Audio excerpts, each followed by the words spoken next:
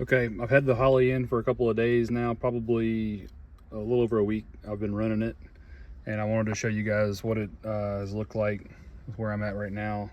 I'll probably make some separate videos that show a little bit of the tuning work that I've done. I'm pretty happy with where I've gotten it so far. I haven't been to a dyno, just driving it around locally and then back and forth to work a few times. I've learned a whole lot, and I've spent a lot of time reading. My wife, I think, is probably frustrated, but it's coming to an end probably soon. I'll have it where I want it and then change some hard parts out and before I go to a dyno. I don't know when you stop driving around with the laptop on the seat, but the interior is in, which I think is the good part. So my harness is running. It actually stays tucked underneath the center console pretty well. I know that's kind of hard to see.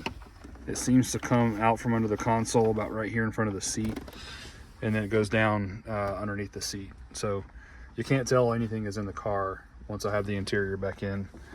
I put the cable for I have a splitter behind the radio, behind the console, that lets me have my 3.5-inch touchscreen and then my computer cable at the same time. But I just drilled a hole right here in the side of the pocket in the center console so it stays put there. And then I'm still waiting to order the mount that's going to put my 3.5-inch screen right here where the clock was. So for now, I'm just putting it right here and holding it. I'm also doing a lot of data logging, so I'm using the 3.5-inch to data log.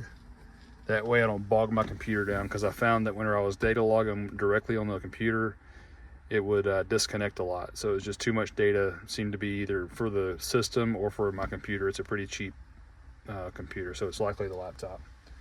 But the install is going great. I'll show you under the hood a little bit.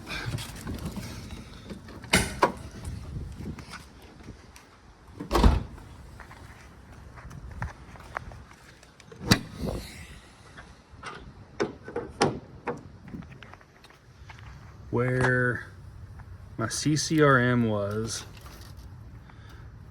right here. So I cut off all the wires that I didn't use. This is the wire that's going through the dash that triggers my fan relay.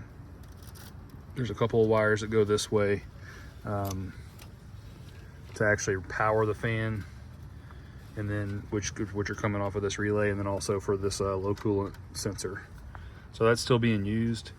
One of the things that's tucked in here, if you guys remember, I put a diode that I told you I was going to do. These wires were all loose last video.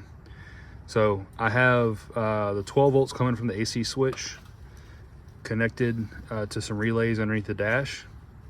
That wire, the relay puts that 12 volts out here, and then there is the ground for your AC coil that would come back to the CCRM. And then it was looped inside the CCRM with a diode connected to an actual ground wire. So I used those wires. So I connected the ground side of the AC coil to the clutch coil to the ground wire that was in here. And then I also connected the wire coming from the relays under the dash to the positive side of the coil. So all the connections are made in here. I also then installed a diode between that positive and negative of the AC coil. That way you have a little suppressor in case there's any voltage spikes with that coil. So I didn't get any good pictures or video of that, sorry about that, but that is all put up in here, and you kind of see, I guess that's the diode right there, but I shrink wrapped it all together and then taped it all, and I have it tucked down here for right now. Probably gonna stay that way forever, probably. That's all working great.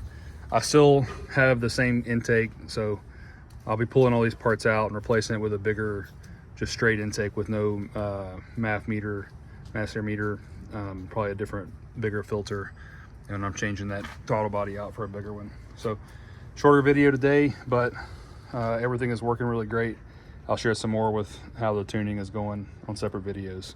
So the install is complete.